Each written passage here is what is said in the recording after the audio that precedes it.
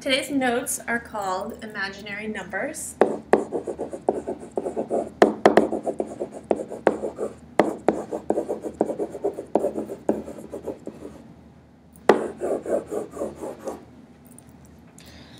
So my first question for you guys is, what do you think?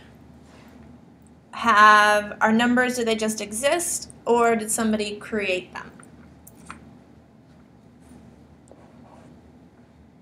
Well, I think that somebody just created numbers. Let's say you're a farmer and you need to count your sheep. 1 sheep, 2 sheep, 3 sheep, etc. So these are the integers. 1, 2, 3. So people needed these numbers to count things.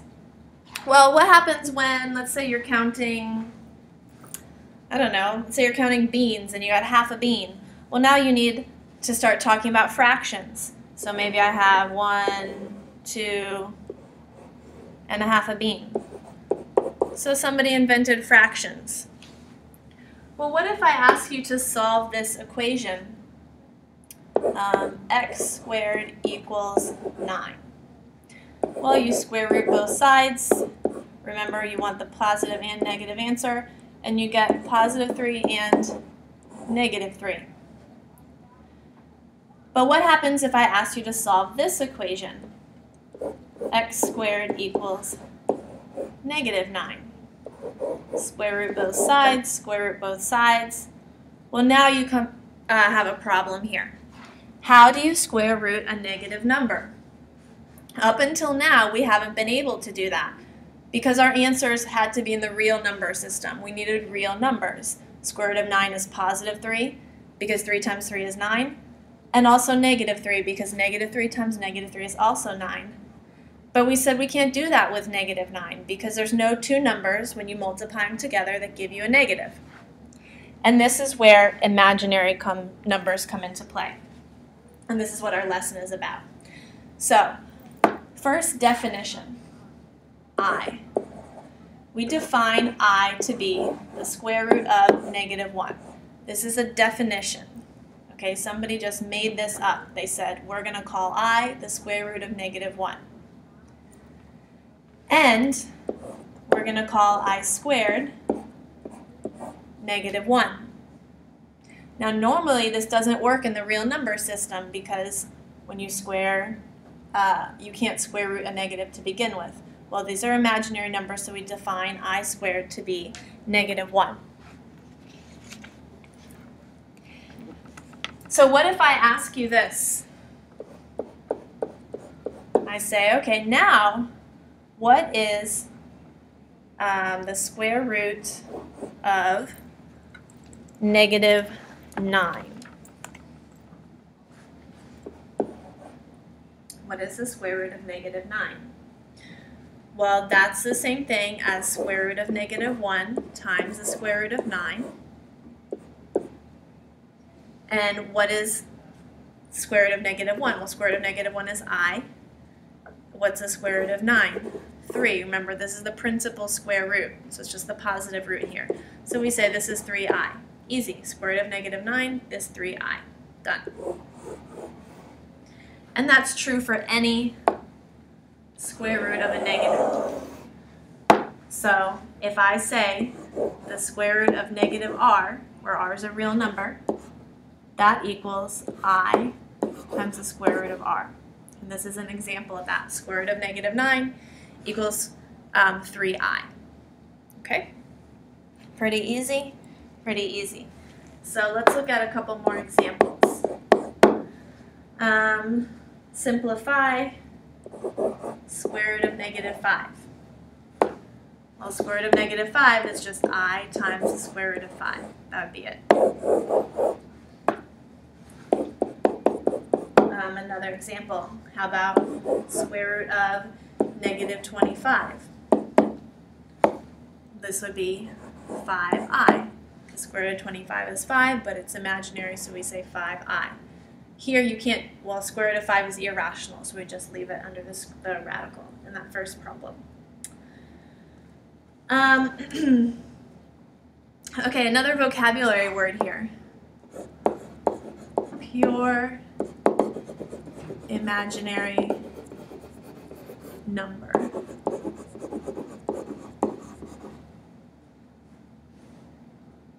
Okay, a pure imaginary number is one of the form bi, where b is a non-zero real number. Non-zero real number. So for example, this is a pure imaginary number. This is a pure imaginary number. This is not. This is not. Once you simplify it, then it's in the form bi, and it becomes a pure imaginary number. All right, so we've talked about imaginary numbers, and they came into existence so that we can talk about the square root of negatives. We said I squared of -1, I squared is -1. So an example of square root of -9 is 3i, square root of -5 is I square root of 5, square root of -25 is 5i. Now let's look at adding and subtracting and multiplying and dividing these numbers. So adding and subtracting.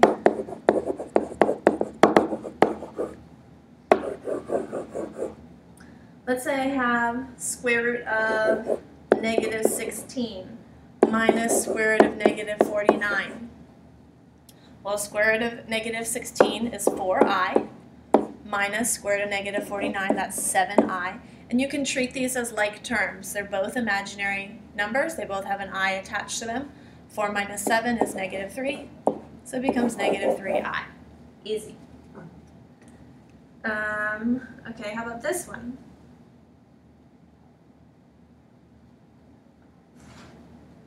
How about I square root 2 plus 3i square root 2?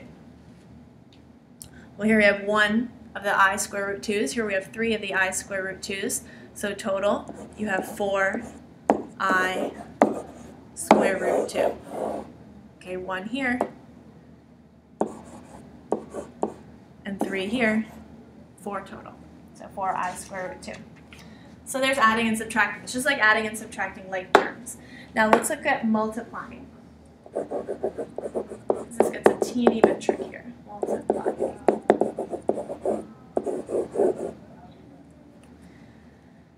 So let's say I have square root of -4 times square root of -25. Well, this is going to be 2i times 5i. 2 times 5 is 10, and I times I is I squared. This is just like if I had 2x times 5x. Well, what did we say I squared is? I squared is -1. Remember that. I squared is -1.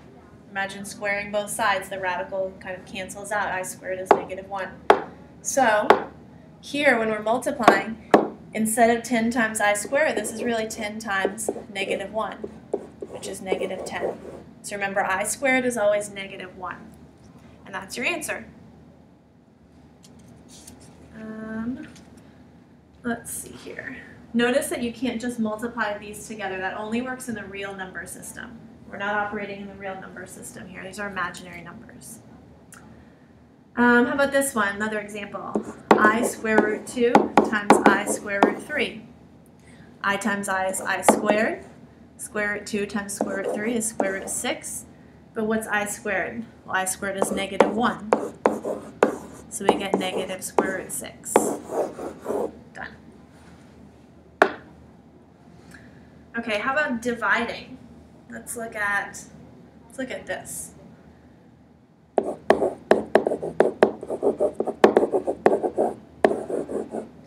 Alright, so dividing. 2 divided by 3i. Well, just like we don't leave a radical in the denominator, you normally don't leave an imaginary number in the denominator either. So what we're going to do is we're going to multiply by I. This is our clever form of 1. And this is also going to have our number be a pure imaginary number.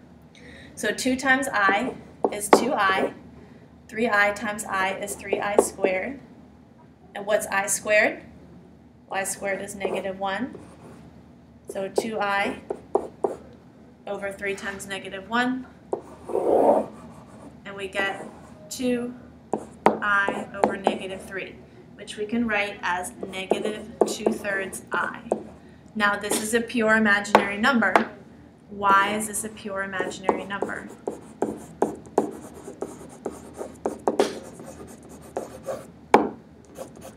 Well, it's a pure imaginary number because it's of the form BI. B is negative 2/3, and then I is our I. Okay, notice over here the I was in the denominator, so it wasn't of this form B times I. Let's look at one more example here.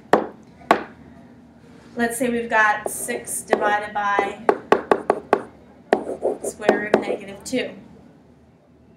Okay, this is the same thing as 6 divided by I square root 2. Now I want to rationalize the denominator and get this to be pure imaginary number. So to get it to be pure imaginary, to get the I out of the denominator, I need to multiply by I. And to rationalize the denominator, multiply by square root 2. So I'm going to multiply by I square root 2. That means that in the numerator, I have 6I square root 2. And in the denominator, well, I times I is I squared. Square root 2 times square root 2 is 2. So this gives us 6 divided by 2. That becomes 3. So I get 3I square root 2. And on the bottom, I squared is negative 1. So that's really negative 3I square root 2. Done.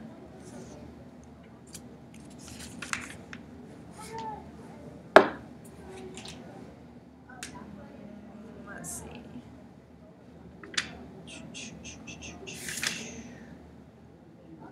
Let's do...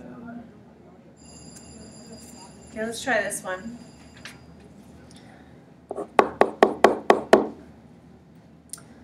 Square root of negative 9x squared plus square root of negative x squared. So first I'm going to rewrite this. I know that this is square root of negative 1, and this is just to help you guys visualize this, times 9x squared plus square root of negative 1 times square root of x squared. So what's the square root of negative 1? Well, I. Square root of 9x squared is 3x. So we have I times 3x plus I times x. Square root of x squared is x. So we're going to write this as 3ix plus ix.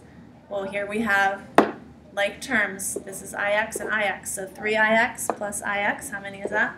Well, 4ix, and that's your final answer there.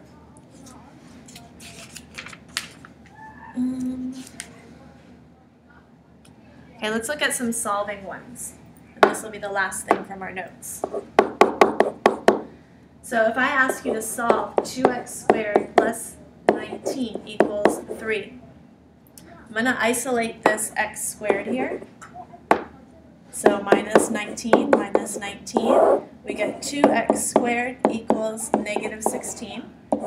Divide by 2, and I get x squared equals negative 8. I'm going to take the square root. When I take the square root, I get x equals, and remember we want plus or minus when you take a square root. You have to add that in, plus or minus. And square root of negative 8 is going to be, if we factor tree, 4 times 2, 2 times 2. We take this pair out, so it becomes 2i square root 2 and negative 2i square root 2. So this is our final answer here. And that's the end.